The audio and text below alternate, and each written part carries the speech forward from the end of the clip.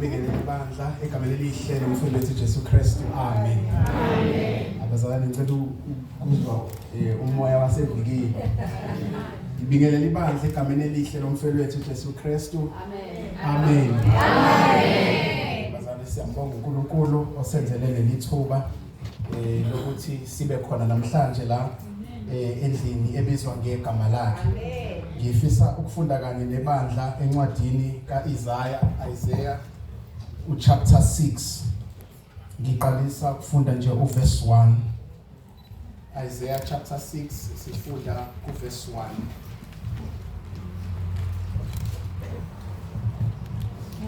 1. Isaiah 6 siqalisa ukufunda kuverse 1. Mate amangwe baesono ongiyesaba mabala bongu Jesu ngembesi iloyakho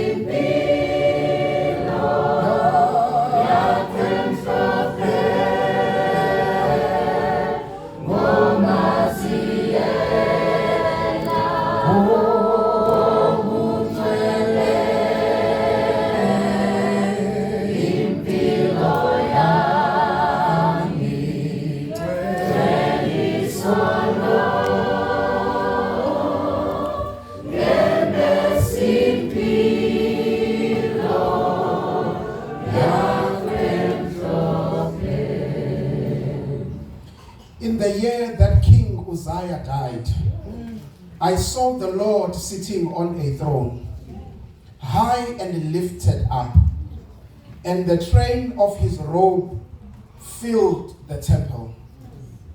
In the year that King Uzziah died, I saw the Lord sitting on a throne, high and lifted up, and the train of his robe filled the temple. Asithandaze baba wethu osezulwini mdabezulu nomhlaba, siyabonga Jehova ngezwi lakho elifundiwe phakathi kwethu. Sikuthandazelayo Jehova ukuthi ulungise inhliziyo zethu nezingqondo zethu, silunge nenkosi ukuzwa. Siyathandaza Nkosi egameni elihle lomfeli wethu uJesu Kristu obongwa manje naphakade. Amen. Amen. Sisakhula ekhaya besihlupha njengazo zonke izingane. So bese sazi ke uma besikwazi ukumkala ukuthi ugqokeni. Uma egqoka uhlobo oluthize lengubo, we knew ukuthi namhlanje we are in trouble. But uma egqoka uhlobo oluthize lengubo, we knew ukuthi hayi cishe namhlanje uzoba reluctant. Kwenzeke ngelinye ilanga sihluphe nomfowethu enisasazi yazi ukuthi isikhathi sasicelela nje induku, uyicele ingabizwanga, enisasazi ukuthi uzokhipha nomunye nje uphaqa wakhe, besazi ukuthi bewuthi nje kancane emanzini ungena emhlanje usomanzi. So ngalelilanga leli we messed up, and previously we know ukuthi uma uzodila nathi, but that day ingubo ayifakile noma yena ayediniwe, kodwa yayingamvumeli ukuthi aqale phansi aphanishe thina ngoba wayesanendlela ephuthuma edrobheni. So that day we were saved ngokuthi uma wethu ugqoke kanjani. Uthi ke uIsaiah mayebhala uthi in the year the King Uzziah died, I saw the Lord sitting on the throne. Uthi ke ingubo, umsila wengubo yakhe wagcwalisa ithempeli. Isikhathi sokubhalwa kwalendaba u740 BC. Ibhalwa ngokubizwa kukaIsaiah. Now uma uIsaiah ubizwa ngesikhathi senkosi eyayikhona, igama layo kwakuUzziah. Lithi iBhayibheli lenkosi yabusa for 52 years. Now eBhayibhelini inkosi ebuse isikhathi eside uManase ubuse for 55 years. Lithi ke iBhayibheli uUziya wabusa for 52 years. Lithi ke iBhayibheli ekubuseni kuka Uziya kunezimpi ayilwile wayinqobela uIsrayeli. Kuthiwa uZiya wayaziwa ukuthi uma ngabe uzolwa nebutho lakhe wayenamasosha over 300,000. Now kulamasosha abe no general about 2,600. Now wakwazi ukuhlukanisa ibutho lakhe uthi lawa amasosha ayeyimpe namandla. Uphinde uhlukanise phakathi uthi laba general nabo babe yibutho elinamandla. Now kuthiwa uZiya phakathi kwezizwe ayeseyinqobile washaya ngisho amaFilisti. Now uma enqoba amaFilistines wayesiya kwisithi yakhona ebizwa ngeAshdod. Lithi iBhayibheli wakha ama-cities aseJerusalema ewakhe eAshdod. Now kwangavamisile ukuthi inkosi uma inqobe esinye isizwe ikwazi kuyokwakha idolobha khona. Now not only did he defeat amaFilisti kodwa wawa undermine ngokuthi akhe izinto zakhe eFilisti.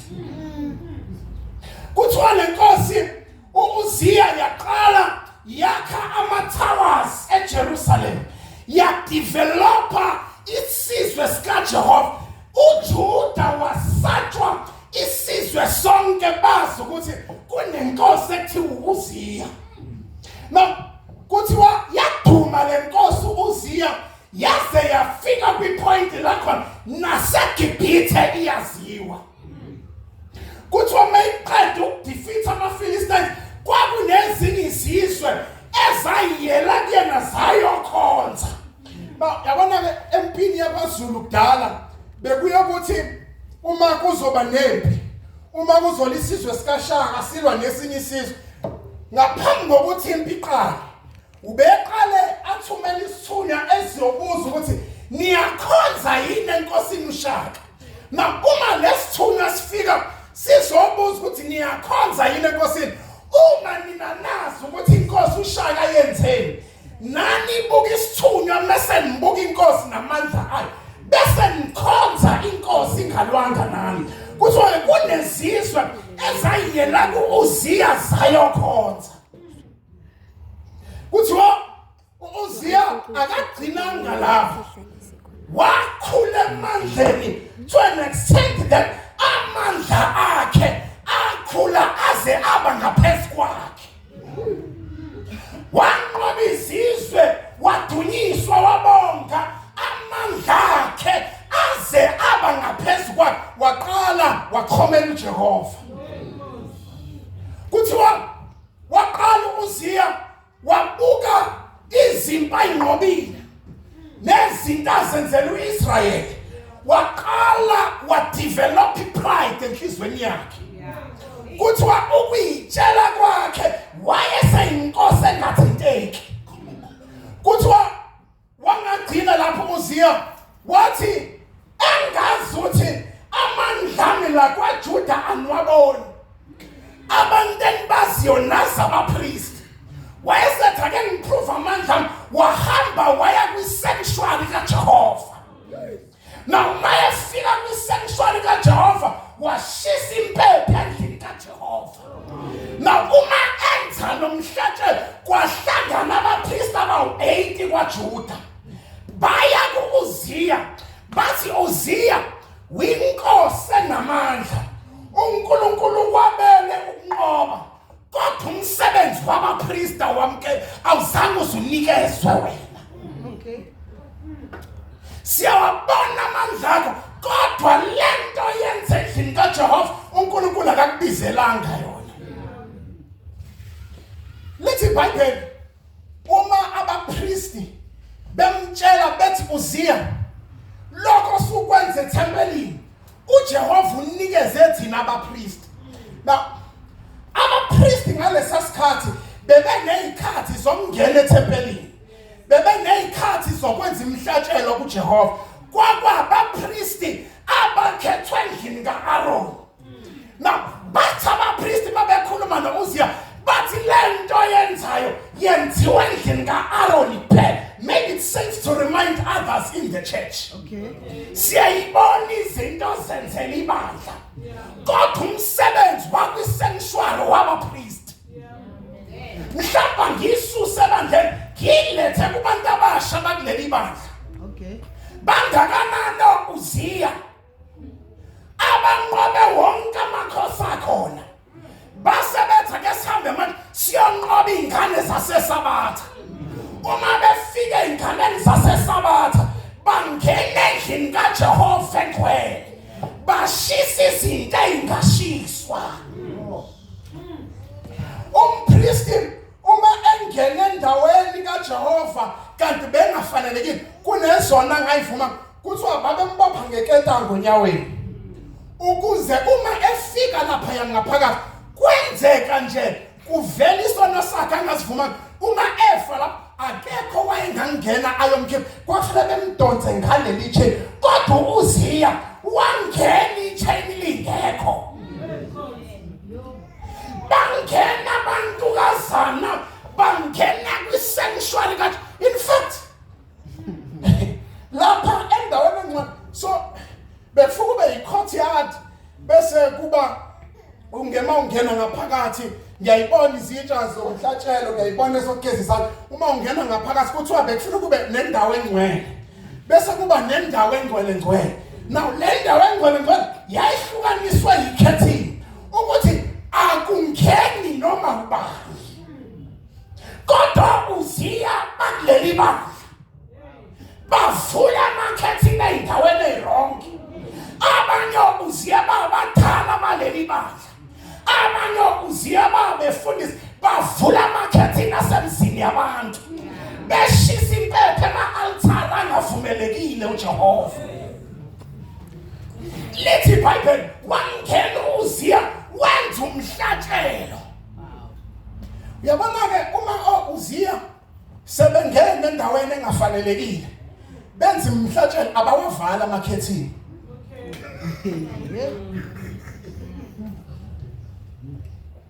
Ngizoyiphinda le ndaweni uma uZiya abangene ngokungafanele endaweni engcwele uma sebevula amakhethini abawavali uthi-ke bathi abapristi kuze yithi phela esinelungelo lokuvula lamakhethini ngamanye amazwi dadewethu ngaphambi kokuthi avule ikhethini uyigqokile yini ingubo yompristi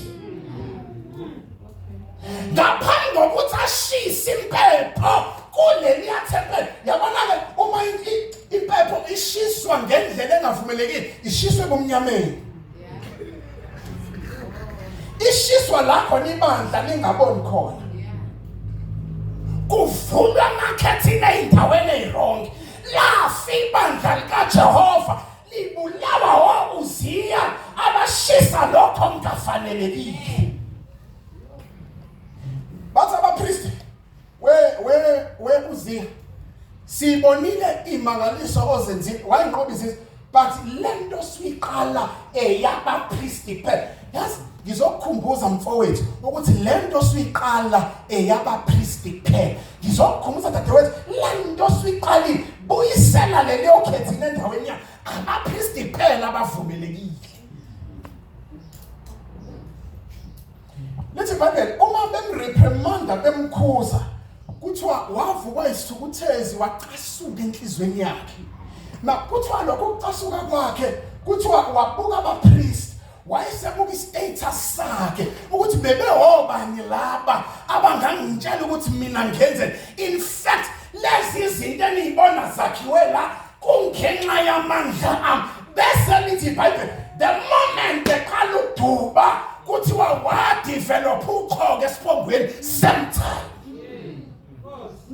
Oh, how I pray. Senfikile ema-altare aronke. Senwavulile amakhethini ema-altare aronke.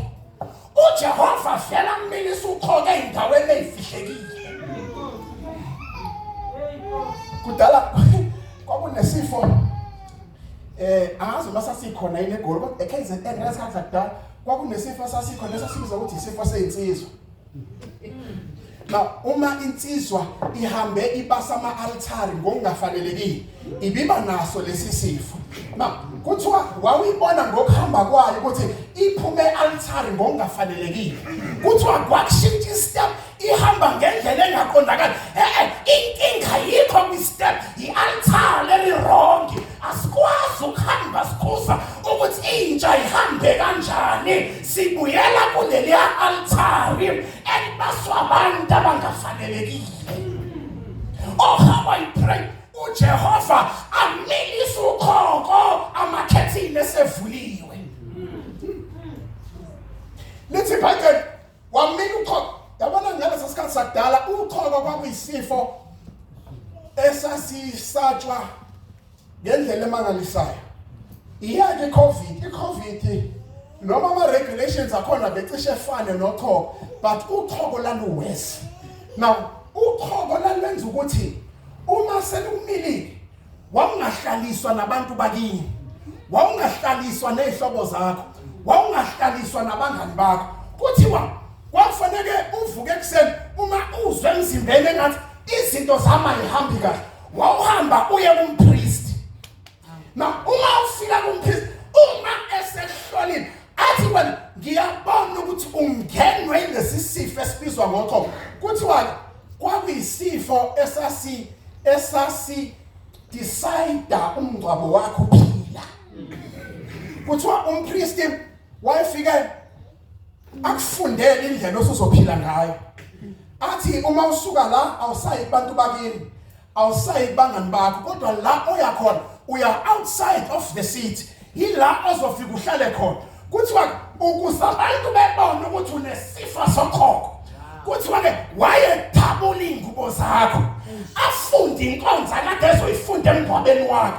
Now lezi ngubo zazithi wena usufile. Now uma uhamba zidabukile. Now kuthiwa abapriest babeyidabula ngasemphethweni.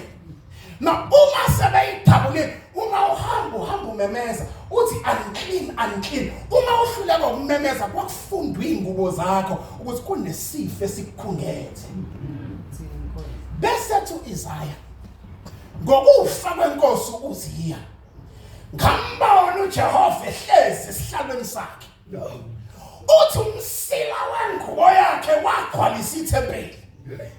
Ngalesi sikhathi uZiya enza amanyala ethempelini kwakunesizwe sama-Assyria. Now ama-Assyria ayeplota against uJuda. Now uma uZiya ekhula kanje akusenathemba kwa-Israyeli. Abebebuka uZiya bebona inkosi yabo yayishabalele. Kuthiwa waze wafa uZiya enalolu khoko. Useyabhala ku-Isaiah usethi ke ngokufa kwenkosi uZiya ngambona uJehova ehlezi esihlalweni. Uthi umsila wengubo yakhe wagcwalisa ithempeli. Uthi ngambona ehlezi ehlaleni kwakhe umsila wengubo wagcwalisa ithempeli. Yabona ke kudala inkosi yayinkosi ngengubo egqokile. Njengoma uma egqoke le ngubo yakhe ye-punishment, we knew ukuthi namhlanje she's not about to give it to us easy. Sasibona ngokugqoka kwakhe. Kuthiwa ke inkosi amandla ayeba semphethweni wengubo yakhe. Now uma inkosi uthi umbhalo yayihlezi esihlalweni, umsila wengubo yakhe wagcwalisa ithempeli. Uma inkosi ilwa nenkosi yakwesinye isizwe, uma ishaya lenkosi ihlula, now babethi mabeyohlangana empini ithumela ibutho layo. Uma ibutho liqeda ibutho laleya nkosi, uma isiqedile bese inkosi le ewinile isa empini ihambe around idumbu. Now ifuna isidumbu senkosi ebulewe. Now uma ifika kule nkosi ebulewe bese isika umphetho wengubo yakhe. Now lo mphetho mayusika yayufaka kweyayo ingubo. So now the longer the dress, the more powerful the king is. Now umsila wengubo wawusho ukuthi mina senginqoba amakhosi amangaka. Kuvuka impi ilwe nenkosi ishaye lesisizwe bese yahamba enkosini yakho iyosika umphetho wengubo yayo yothungene kweyayo. The more inqoba, the more umsila wengubo wanda.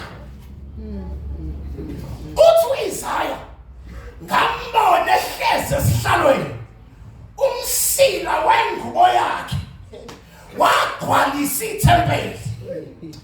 Bathi ke ngale siyasikhathi uma mina ngiyinkosi noma ngicebile ngifuna isizwe sonke sazi ngomcebo wami, ngangithatha ubumba ngihambe nalolu bumba bese ngithi ngiyoshiya ifa labantu abami esizweni sonke. Ngithatha umphetho wengubo yami nguprinte kulolu bumbo lomanzi.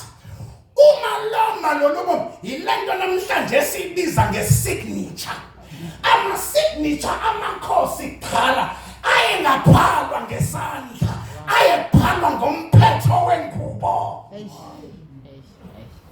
So uma abantwana bami sebekhulile babebuyela kulo liyabumba eselome ngama-prints omphetho wengubo, beyofunda ukuthi these are the victories of the king, these are the victories of our father.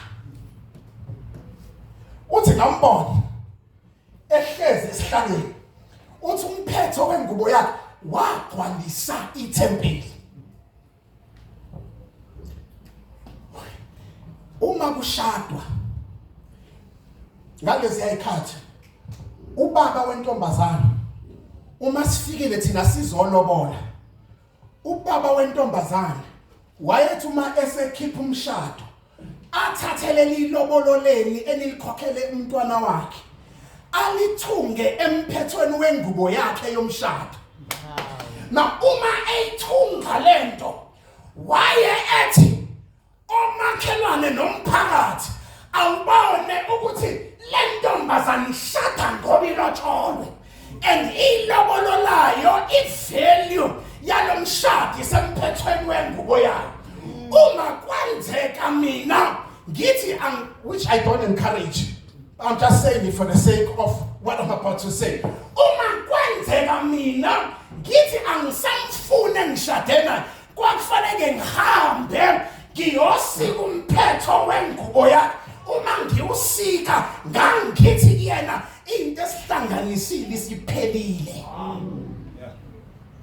Ingakho uDavid uma eyohlangana noSaul lithi iBhayibheli emgedeni wase-Engedi, uma uPaul uSaul eyikhulula lithi iBhayibheli uDavid wahamba wayosika ingubo yakhe. Na ukusikwa kwengubo kwakusho uqedwa kweveli yomuntu.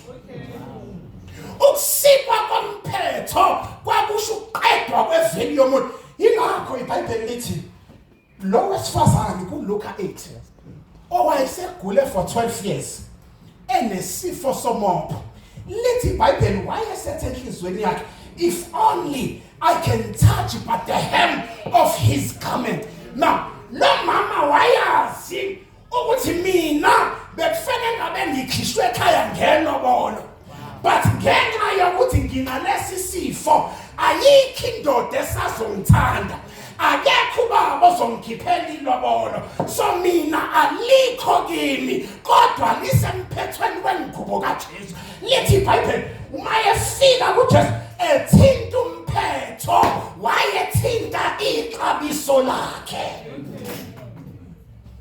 Bese lithi iBhayibheli umsila wengubo yakhe wagcwalisa ithempeli. Uthi ngokufa kwenkosi uZiya ngambona uJehova ehlezi esihlalweni, umsila wengubo yakhe wagcwalisa ithempeli. Yabona leli temple leli lincane. Ngoba uma ufunda ku-Isaiah 66 verse 1 uthi izulu yindawo yami yobukhosi bese umhlaba isinabelo senyawo zami. Na uma umbhali ethi umsila wengubo yakhe wagcwalisa ithempeli ngamafishane uthi umphetho wengubo ungasenyaweni. Uma inyawo ikaJesu zinabele emhlabeni okusho ukuthi umphetho wengubo yakhe wagcwalisa umhlaba wonke, unqobe wonke amakhosi, kwanda umsila wengubo yakhe. So ayikho inkosi engamana ibe namandla, ayikho inkosi engambheka bese yanqoba. Umsila wengubo yakhe ungangokunqoba kwakhe, kahle kahle ungangezwe lakhe lo. Bakhona ungangezwe labo emhlabeni kodwa bayafa, lona akafi. Umsila, lalela, umsila wakhe awugcwalisi ithempeli ngokuyahamba. Ithempeli ligcwala ehlezi, cabanga mayisehamba. Lithi iBhayibheli umsila wengubo yakhe wagcwalisa ithempeli.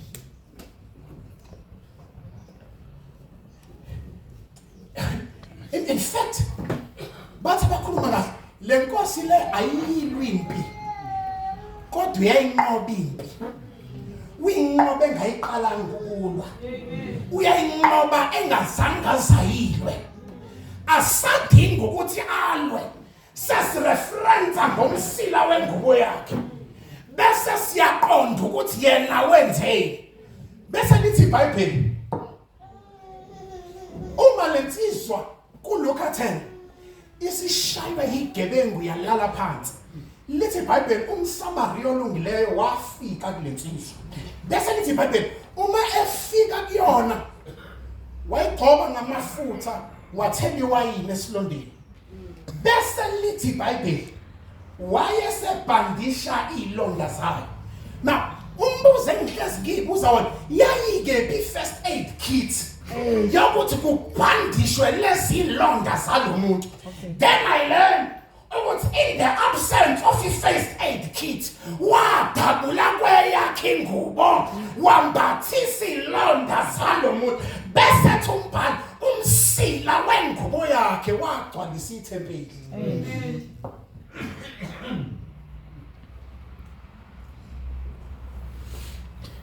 But inkinga esinayo ukuthi noma le nkosi sinqobile yanqoba izizwe kwanda umsila wengubo yayo, inkinga kaUziya uhlala ethempelini wayitshela ukuthi owakhe umsila izinafu ugcwalisa ithempeli. Wangaqonda ukuthi kunoNkulunkulu wasezulwini othi uma yehleze ethempelini yazi kwangafanele in fact engazubuhlezi ngoba uIsrael wawuphenika, but ukuhlala kwakhe wayethi I'm still in control. Ukuhlala kwakhe wayethi ukana mandla emsileni wengubo. Inkinga sinoUziya abahlezi emathempelini and sibona ukunqoba kwakhe, unqobe nje kawu2, unqobe nje kawu2. Wathola nje ithenda, wasakhela ama-toilet enkonzweni, uthe esuka lapho for 5 years uxhomela imali ngama-victories amabili.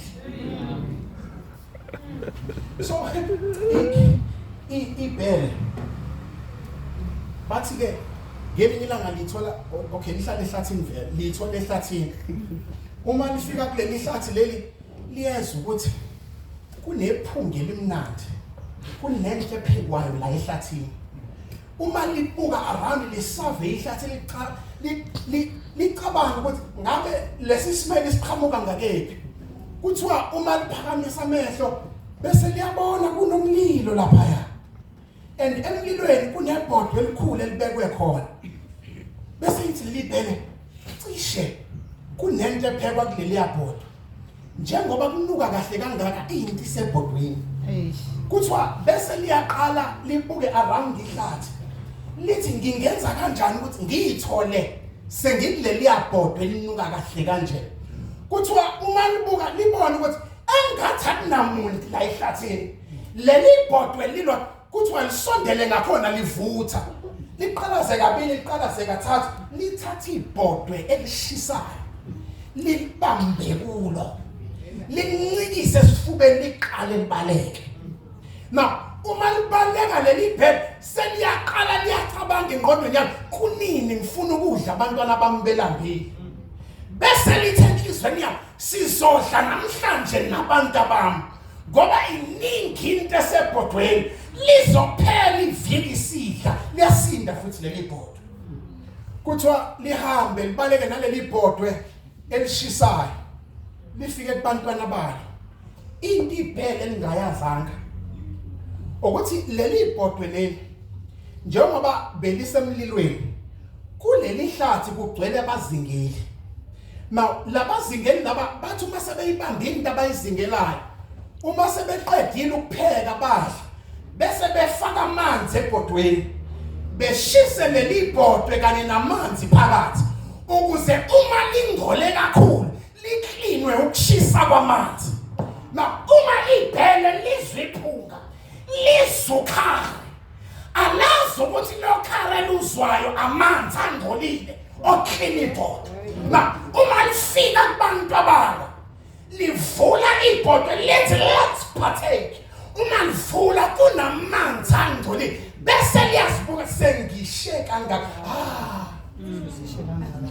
susheka ngaka sesikulandele kangaka uziya sithi ngempela umsila wokunqobu nawo uma sivule ebhodweni namanzi angcolile ngoba baningi abantwana bethu abashiswa abafana ngaphandle bathi balandela into ekhona basheka ibhodwe elingcolile maningi amabandla alandela insizwa ethize bathi lo impela ubishop wethu kodwa amanzi ebhodweni angcolile uziya ababasa ema-altari ngafanele baningi abantwana bethu abalandele ikhathi balandela intshebe uma befika khona amanzi angcolile sewusheka ngaka dadewethu sewusheka ngaka mfowethu ushela nje amanzi angcolile lalela yabona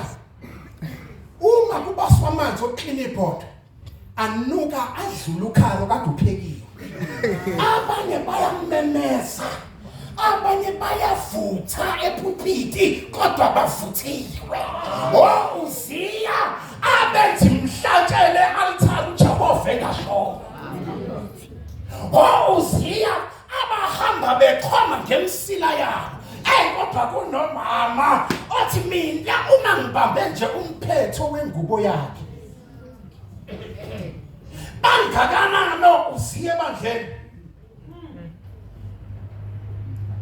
bangakanano uziya abashisa impepho ealtareni kaJehova ngokungafanele but uthi izaya ngokufa kwenkosi uziya ngambona uJehova ehlezi esihlalweni uthi umsila wengubo yakhe wagcwalisa ithempeli yabona ugcwala bomsila ethempelini lento yayithi uziya endlini kaJehova ethempelini kaJehova ayikho indawo angayiclaima athi eyakhe akukho ukunqoba angathi lokhu kuze nami konke okukaJehova na umsila wengubo kaJehova uexpose amanyala kaUziya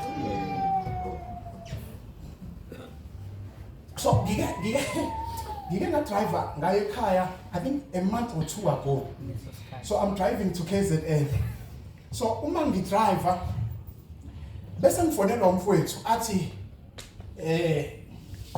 yazi umfana wami la uyangibelesela uzwile isixoxo izolo ukuthi uye KZN manje ufuna ukuhamba nawe so basuke eMpumalanga bo bese ngithi mina ngisuka ngo12 uma ungakwazi ukumletha la eGoli ngizohamba naye bese ngithayi sohlangana eBiglen hayi ngempela afike naye amletha the boy is excited bonke ekhaya ubabiza ngobaba omalume oadmina ngedwa ngusibongiseni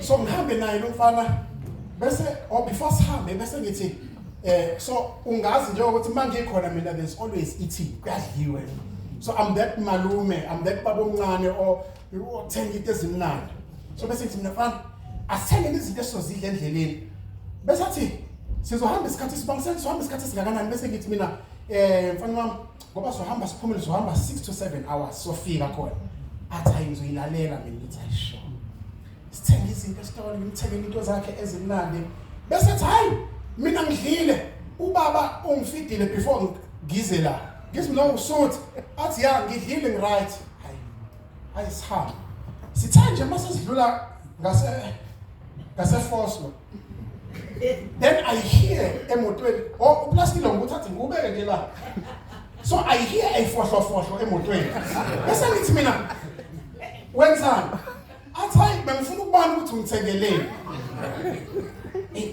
yesengathi soba nenkinga la so one thing he knows ukuthi mina asidlele emotweni bese athi hayi siyafana bese athi hayi bengifuna ukubona ukuthi ungithengeleni bese ngithi mina hayi okay mfana usho masilambile sizoma bese siyadla hayi avuma but from time to time an hour or two I hear for it's no wenzani awulambile athi hayi angilambile mina ngiright sihambe size sifike eMontrose ngithi mina noma ngabe kuthiwa mfana wami awulambile kufanele sidle manje athi hayi ngiright mina hayi ngithi hayi mfana yini abakuphe yona ekseni athi hayi ngiright hayi sihambe sifike eThekwini now uma sifike eThekwini fanele ngimdrope ekhaya bese ngiyahamba mina ngiyala engihlala khona now uma ngimdropa bese ngikhipha nezinto zakhe bengimthengelela ngithi nakho akadlanga ma usiyomupha kokwakhe hayi usiyomupha akayidlanga into zakhe hayi sihamba uma sengibuyela emuva ngimshiyile mina kuma sengiyanami la ngihlala khona uma ngifika uLesihlanu the following day fanele siye enkonzweni then my wife says sizosebenzisa eyakho namhlanje ngithi mina ngiyami ibanga elide kangaka siphinde futhi sihambe ngeyami athi hayi angithanda ukudrive sihambe ngeyakho ngithi hayi no kulungile so uma engena athi kunento enganungi kahle la ngithi mina yabona ke uma kuthiwa into inuka entweni yakho oyithanda kangaka yile so ngibuza yile enukayo athi angiyizwa mina yena uyayizwa athi no man size siyeke imoto sihambe ngenxa ukuthi kunento enuka la ngaphakathi bese ngithi mina ingiphoxa ngiphatha ngithi mina angiyizwa lento ekuthiwa iyanuka bese athi Sunday hambisa le moto iyowasha ngithi mina hayi ngifuna ukuyiwashela mina le moto hayi ngithi uthele ngiwashe abuye ngaphansi athi lento isanuka ihambise car wash now uma ngifike car wash ngithi mina bafowethu kunento ekuthiwa inuka kule moto angiyazi but ngizwile kuthiwa yona iyalo ngicela noma yini enitholayo ikhipheni so mina mangicleaner ngishanele omada ngabakhiphanga ekhawash mabefika bekhiphe omada bangemuva into abayithola ngaphansi kwamada bathola amathambo now bese ngithi mina la mathambo aqhamuka ibuye ingqondo ithi the fohlo ebenguzwa amathambo inyama ebidliwa amathambo afakwa phansi kwamada but ngoba ngifike ekhawash ikhawash yambula amahlazo umsila wengubo kaJehova uyikhawash evula amahlazo uziya umnuka kwaleli bandla izofika ikhawash azovela amathambo aphansi kwamada abanye bekufanele namhlanje uma yafika endlini ayovula angimhlohli kodwa ngiyasho nje akayovundulula phansi kwamata ahamba ayovundulula phansi kwespare wheel kuneyipho ngasuyithole sezondlo engaziwa uma ngase uyovundulula kuWhatsApp kunamanyala kaUziya wazombula umsila wengubo kaJehova. Manje udingi awudingi ngisho u10 minutes just baba ake sibuke uWhatsApp. Uthaphe futhi lapha phezulu. Uthi nje I love you. Besethi Isaiah mayibhala. Ngalesi sikhathi uIsrayeli ungenalo ithemba. Ngalesi sikhathi uZiya enze ongafanelekile eThempelini. Uthi kunoJehova ohlezi esihlalweni sakhe. Bese ethi umsila wengubo yakhe ugcwalise ithempeli. Bazalwane, kunoJehova ohlezi esihlalweni sakhe. Umsila wengubo yakhe ugcwalise leli bandla. Ngisho ngafika ngilambile umsila wengubo yakhe ugcwalisa ithempeli. Ngisho ngafika nginenyembezi ngikhala umsila wengubo yakhe ugcwalisa ithempeli. Ngisho ngafika ngingenathemba imsila wengubo yakhe ugcwalisa ithempeli. Ngisho ngafika izitha zami zinqobile yena ngeke simnqobe ngoba umsila wengubo yakhe ugcwalise ithempeli. Oh, in this hopeless world ngambona uJehova ehlezi esihlalweni umsila wengubo yakhe wagcwalisa ithempeli. Kulomhlaba onechaos kangaka ngambona uJehova ehlezi esihlalweni umsila wengubo yakhe wagcwalisa ithempeli. Yabona uma umsila wakhe ugcwalisa ithempeli owama usadingeki ngoba amathamba abolile phansi kwamatha.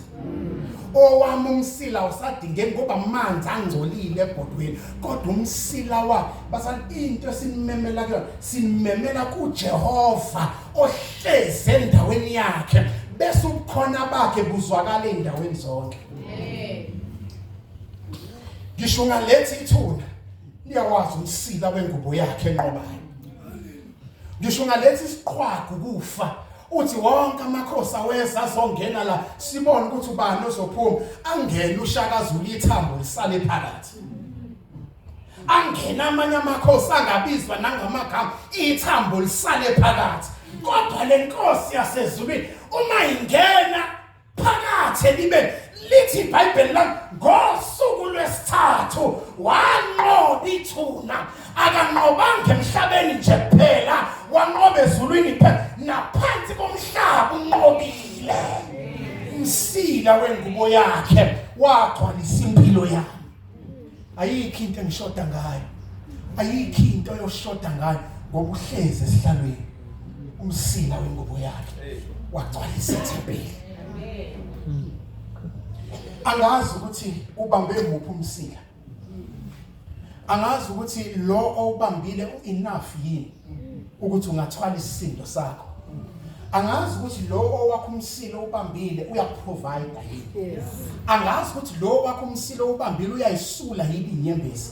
Kodwa kunomsila kaJehova ogcwalisa ithempeli ukuthi bonke abeza benenyembezi bese ziyasulwa. Ukuthi bonke abeza bexakekile uxakeka kwabo uNkulunkulu uyakuphilisa. Umsila wengubo yakhe wagcwalisa ithempeli. Yabona ke sonke kusuke kukuhle sisemshadweni uma simbona umakoti engena bese kuba khona abaphakamisa umsila wengubo yakhe. Yabona lo kaJehova uphakanyiswa ngoba akekho namandla okuphakamisa awulawule. Kodwa uyilawulela yena umsila wakhe. Ukwazi ukuthi ela eSouth abe khona in the north, ekhona in the north abe khona in the east, ekhona in the east abe khona in the west.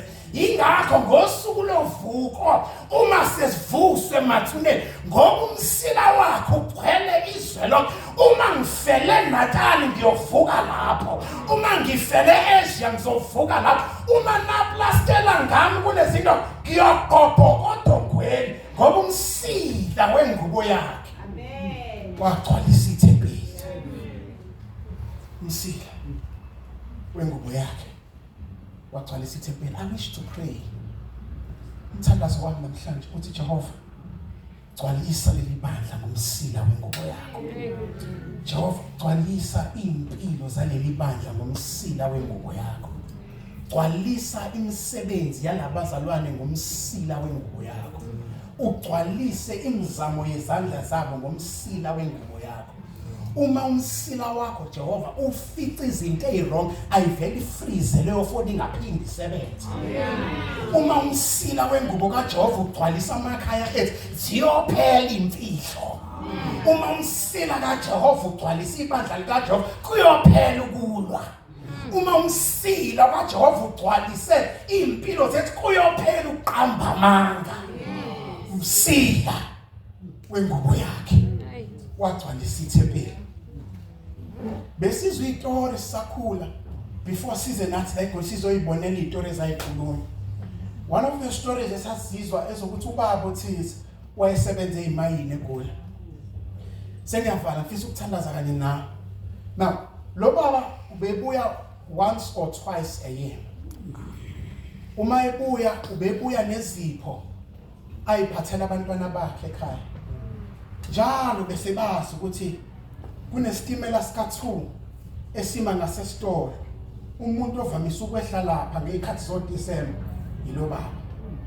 Malo baba esebuyile eGoli uphethe izipho njengenjwayelo. Ehle estimeleni. Uma esehlile kunabafanyana balapha esitolo. Babonile ukuthi kunobaba owehle lapha. Now ngaphambi kokuthi ufinyelele la esitolo from estimeleni bekunehlathi.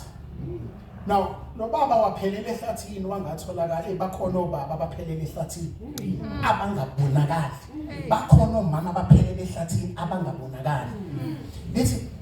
Bathi uma bengambona bese bethi abafana ake sihambe siyobheka lo yababa. Ngoba simbonile ehla kodwa simbona ngekhuphuka. Uma befika lapha bekunabazingeli bebevamise ukuthi bembe imgodi ukutrapha ilwane. So lo baba uthe ehamba naye wakhala kathele emgodini okumbozwe ngotshani. Uma ewaphakathi wakhala kwaze kwasha izwe engekho mzwayo. Uma befika abafana bathi awunangu lo baba emgodini. Uma bemfica lo baba bathi abashumayeli mabexoxa lesi story bese bethi baba namhlanje usuku lakho lokusinda sizokukhipha kulomgodi. Bese bethi abafana baba sizokwenza umsila ngotshani. Sizoluka intambo esizoyiphonsa phakathi emgodini. Into ozoyenza baba uzobamba le ntambo ukhuphuke ngayo. Kuthiwa wajabula ubaba wathi bafana iletheni intambo enilukile. Baluka intambo ngotshani bayiluke ibe umsilo omude bese beyiphonsa phakathi emgodini. Bethi baba bamba nansi intambo. Ayibambe ubaba qala khuphuke ngayo. Ukhuphuka nje useyajabula unesmile ukuthi bangisiza abafana. Then he remembers. Ngiphethe mina izipho emasuitcase engiyonikeza abantwana bami. Kuthiwa wathi bafana anime kancane wabamba amasuitcase yasinda intambo eqashuka. Bathiwa baba kuyofanele baba udecide ukuthi ukhuphula amasuitcase noma khuphuka wena. Baba shiya God wathi bafana bami kunokuthi ngifele la ngiyawashiya amasuitcase. Bathi baba bamba intambo. Ayibambe lo baba intambo akhuphuke ngayo. Akhuphuke ngayo eyakhumbula athi kodwa usebenza wonyaka wonke usale emgodini abamba amasuitcase isindu intambo eqashuka. Bathi abafana baba sibopha intambo yokugcina. Izulu lizokuna uyofela emgodini. Bathi baba shiya amasuitcase bamba intambo. Athi baba ngizwile bafana uthe mayisezofika phezulu athi awukodwa imisebenzi yezandla zami abamba amasuitcase eqashuka intambo. Bathi abafana baba imizamo yethu iphelile izulu liyanetha uzofela emgodini. Bazalwane bamba intambo. Bamba umsila wengubo kaJehova. Izulu lesono liyana. Bamba intambo uphume emgodini. Angazi ukuthi ubani ngifisa ukuthandaza ngola othi mina I've been playing church. Ngidlala inkonzo ukuthi ngiyavuka ngenkonzweni ngibuye I'm playing church. Ngidlala isketch, ngidlala ifilm, ngidlala ukuthi bengibona ukuthi ngimuhle kanjani namhlanje. angikaze ngihlale emsileni wengubo kaJehova angikaze ngikhava umsila wengubo kaJehova yabona ke uma sesiyibukile le film oyidlalayo ayonyuka amagama kuzovela ukuthi udikoni lo ubaba umkhize lo kuyovela ukuthi umdala lo ubaba umabaso lo ayonyuka amagama uma sekubhaliwe ukuthi lo obedlala indawo kaMdikoni nanti igama lakhe. I want to pray with you. If you are here, can I ask you to stand as we pray together? As we pray together. Laphe shokhona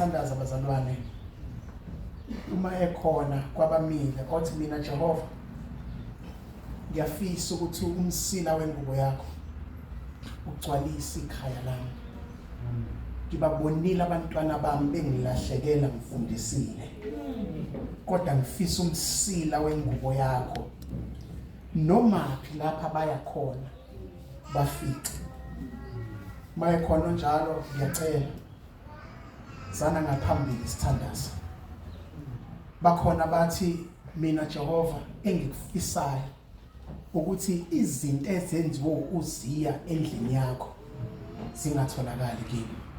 Can I invite you to come to the front as we pray together?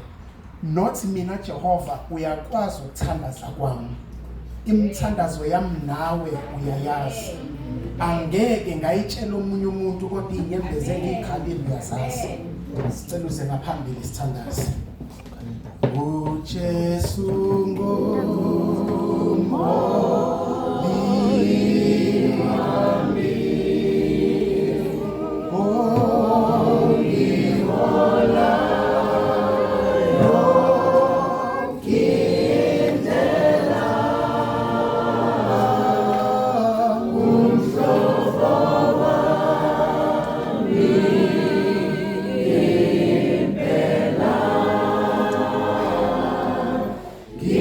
Kumbu